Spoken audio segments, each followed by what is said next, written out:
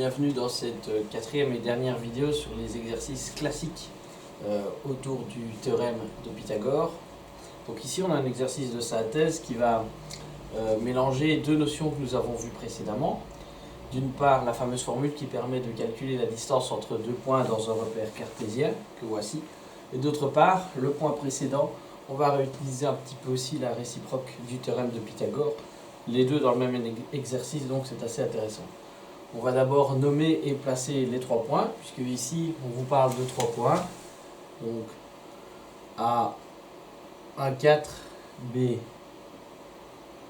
3, 8 et C 7, A. On va les placer sur la grille et on vous demande de caractériser le triangle.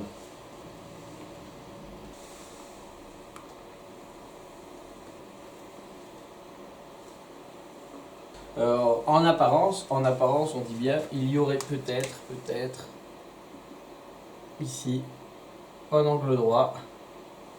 C'est bien sûr ce qu'on va essayer de prouver en utilisant les deux notions que j'ai citées précédemment. Donc on va d'abord calculer bien sûr les longueurs de chacun des côtés et vérifier si la réciproque du théorème de Pythagore peut s'appliquer. Donc d'abord on calcule la longueur de BC, le plus grand des côtés.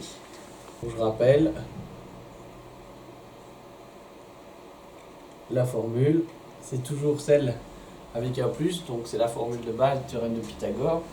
Et ce qu'on note ici sous les carrés, ce sont chaque fois d'une part la différence positive des abscisses et la différence positive des ordonnées. C'est ce qu'on va calculer ici.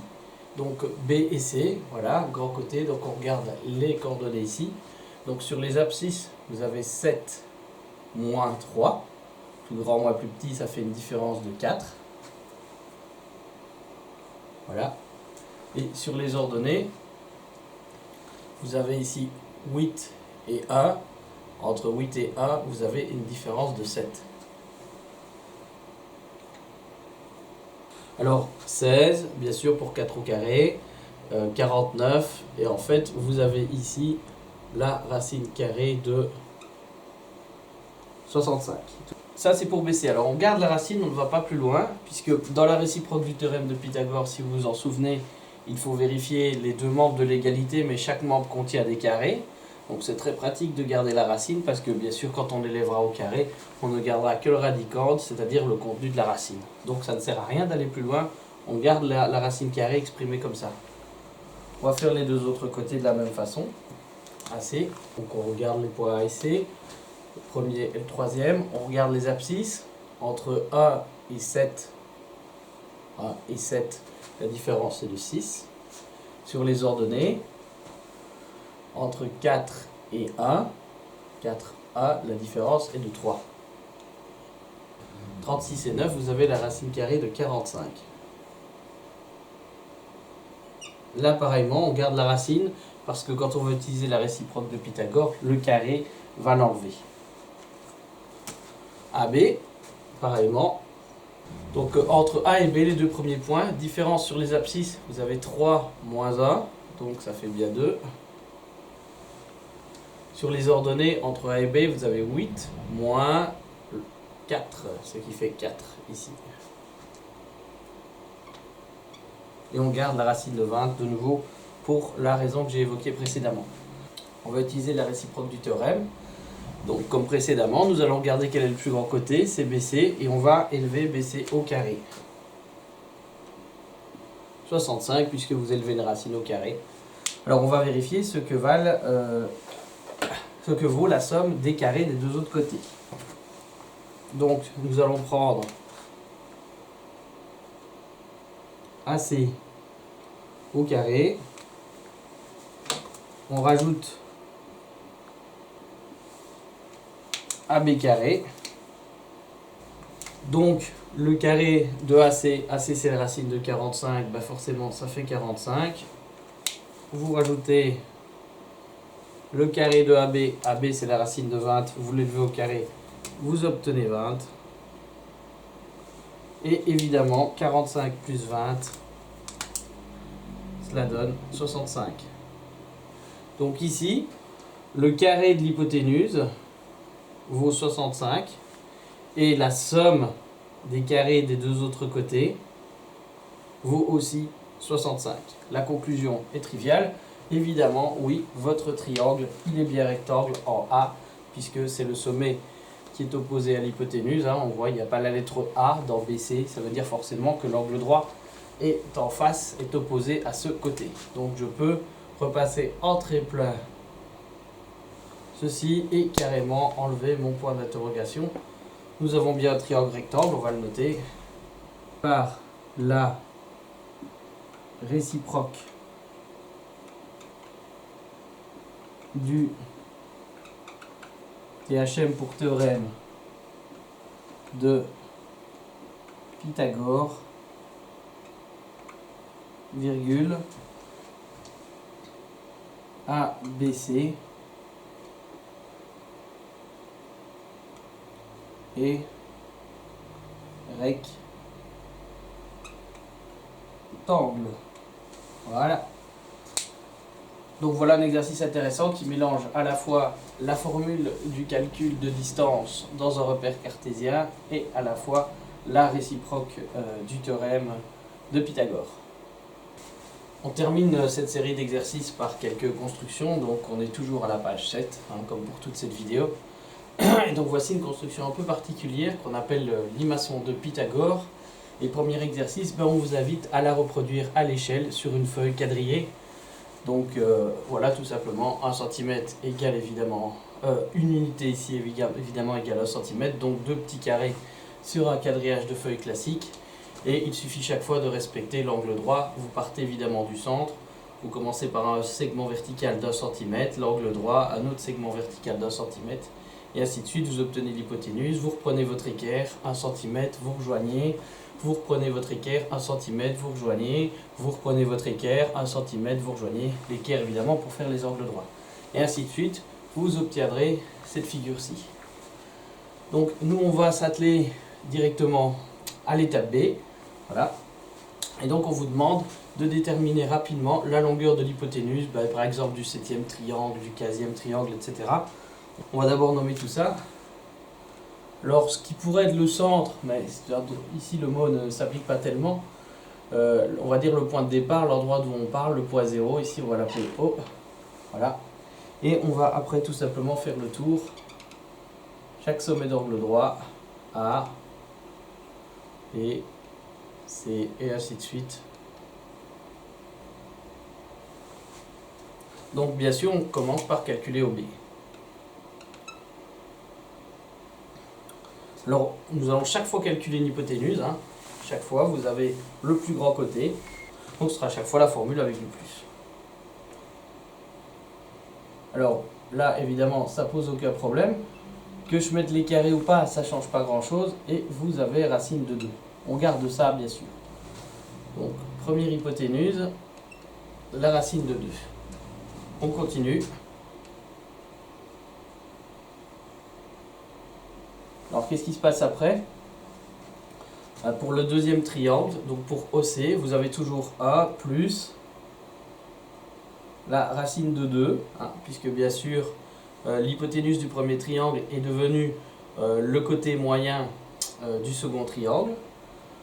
Là, on va bien sûr rajouter le carré, là aussi. Alors, 1 au carré, ça restera 1. Le carré, comme tout à l'heure, le carré sur la racine de 2 élimine cette racine.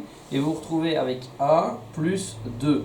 Et donc, vous obtenez la racine de 3. Puisque ceci fait 1 et ça va faire 2. OD. Donc on a toujours bien sûr les côtés, on va dire vraiment à l'extérieur. Tous les côtés à l'extérieur font chaque fois 1. Donc on aura chaque fois notre 1 au carré. On va revenir chaque fois. Alors de nouveau, ici le côté moyen, c'est l'hypoténuse du triangle dont on vient de calculer justement l'hypoténuse. Donc c'est la racine de 3. Et avec la formule, ne pas oublier de l'élever au carré. De nouveau ici, vous obtenez 1. Ce sera chaque fois le cas. Et racine de 3 au carré, même chose. Le 2 fait sauter la racine, la neutralise. Donc tout ceci, le terme là derrière le plus, c'est 3. Vous obtenez donc la racine de 4, si vous préférez 2 bien sûr. On arrive à OE, On va noter notre racine de 4, bien sûr. Voilà, ça tourne. On va pas les faire tous, évidemment, vous commencez à comprendre ce qui se passe. Premier carré. Deuxième, pareillement ici, pour calculer au E, on a besoin de la racine de 4, c'est-à-dire l'hypoténuse du triangle précédent. Donc vous avez votre racine de 4 qui, bien sûr, est élevée au carré. Le premier terme donne toujours 1, ce sera chaque fois le cas, vous l'avez compris. Le carré neutralise la racine, et donc il vous reste le radicand, l'intérieur de la racine, donc 4. Et vous obtenez la racine carrée de 1 plus 4, c'est-à-dire la racine de 5. Au F, comme d'habitude, le plus petit côté vaut toujours 1, on l'élève au carré. Le côté moyen, c'est l'hypoténuse du triangle précédent, donc le résultat précédent, c'est toujours notre racine de 5, qui est élevé au carré. Le premier terme donnera 1. Le carré ici va neutraliser la racine, et votre deuxième terme donne 5. Et donc 1 plus 5, et vous obtenez ici la racine de 6. Je présume que vous avez compris ce qui allait se passer chaque fois. Racine de 2, racine de 3, racine de 4, racine de 5, racine de 6, et ainsi de suite. Alors, si on numérote les triangles, on va d'abord ajouter évidemment les résultats. Racine de 6, racine de 7. On numérote donc nos triangles, et ainsi de suite. Et le 11e triangle. Donc voilà, alors qu'est-ce qui se passe? Si vous regardez bien, c'est pas compliqué, on vous demande ici la formule qui détermine l'hypoténuse du énième triangle. Pour le premier triangle, c'est racine de 2, pour le deuxième triangle, racine de 3, troisième racine de 4, quatrième racine de 5, cinquième racine de 6, sixième racine de 7. Enfin bref, vous avez remarqué que en fait, le radicand de la racine, c'est tout simplement le numéro du triangle plus 1. Donc du coup, la longueur de l'hypoténuse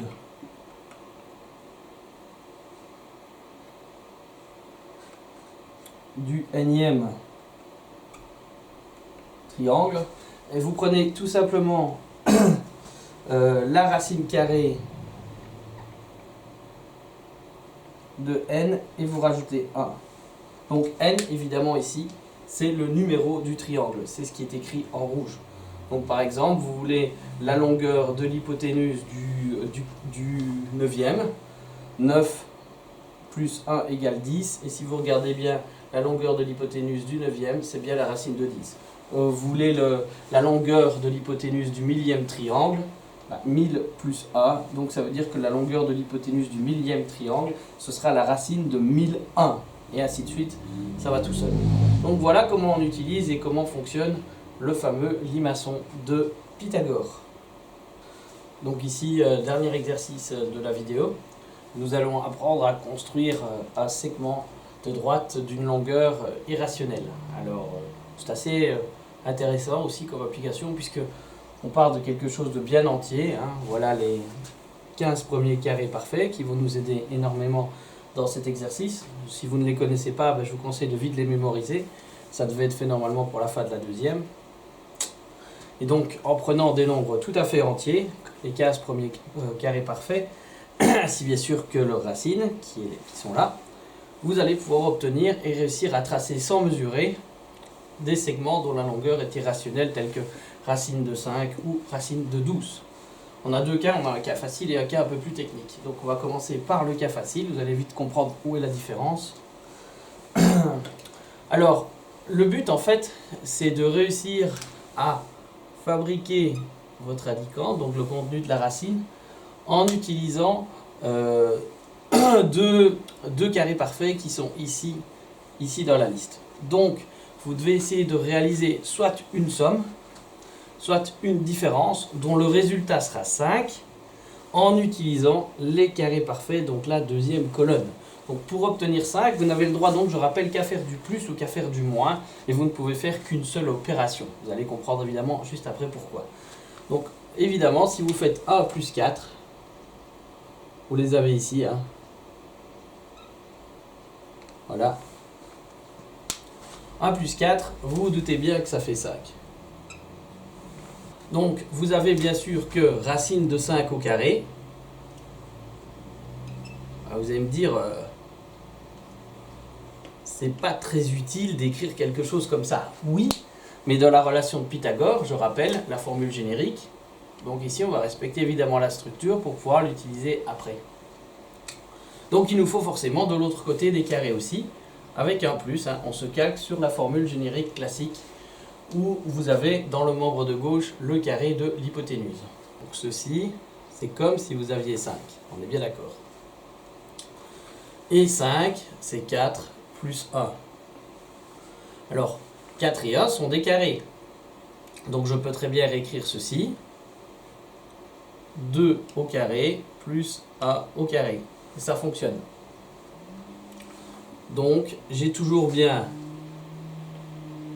ma racine de 5 qui est élevée au carré. Ça fait bien le nombre 5, ça.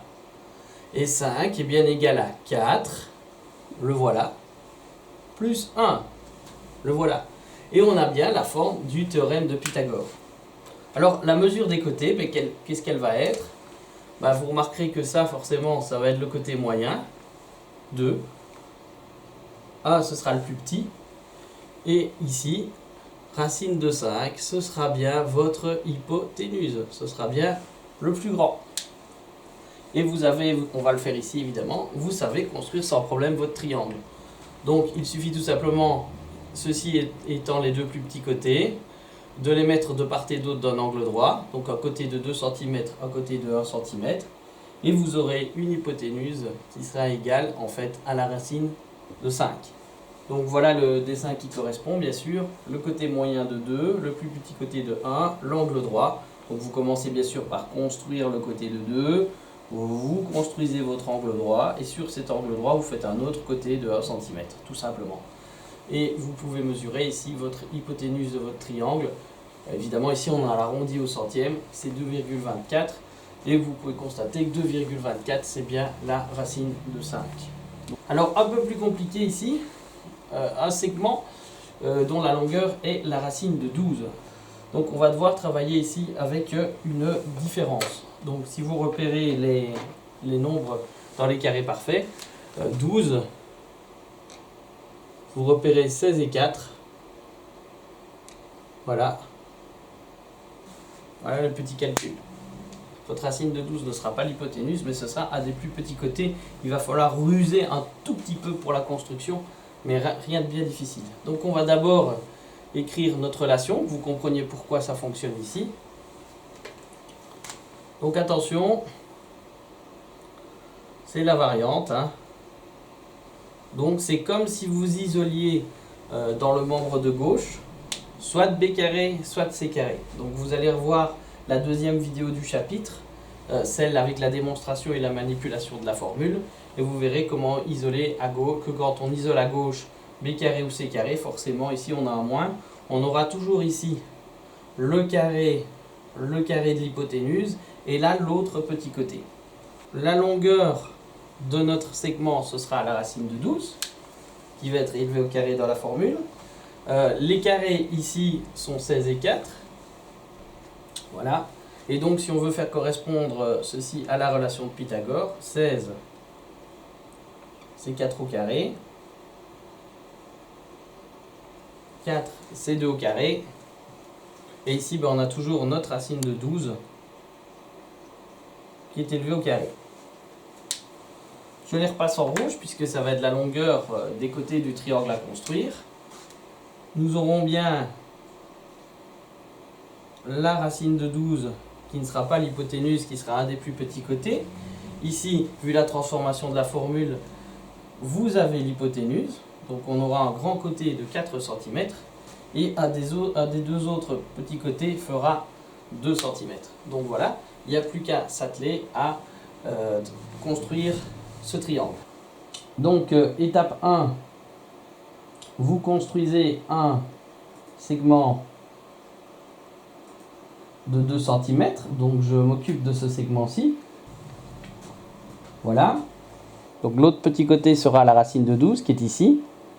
Ça veut donc dire que l'angle droit sera compris entre la racine de 12 et le côté de 2 cm, ce qui est logique puisque 4 va être l'hypoténuse.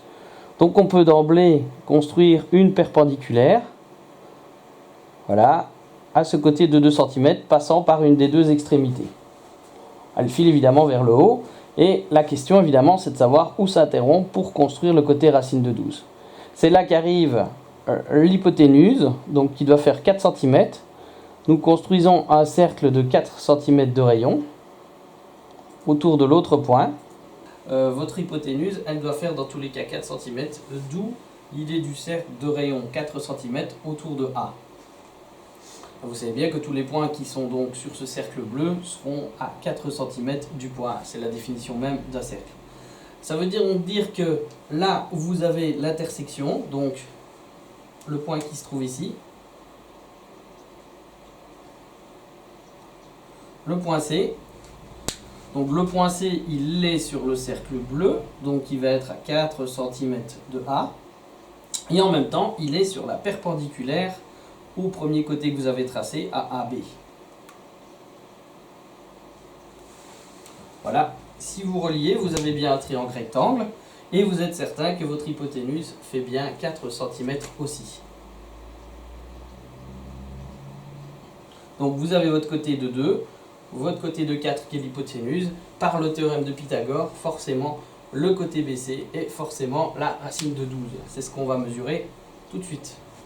Voilà, donc après avoir mesuré, donc le programme nous arrondit le segment BC à 3,47 et 3,47 c'est bien la racine de 12.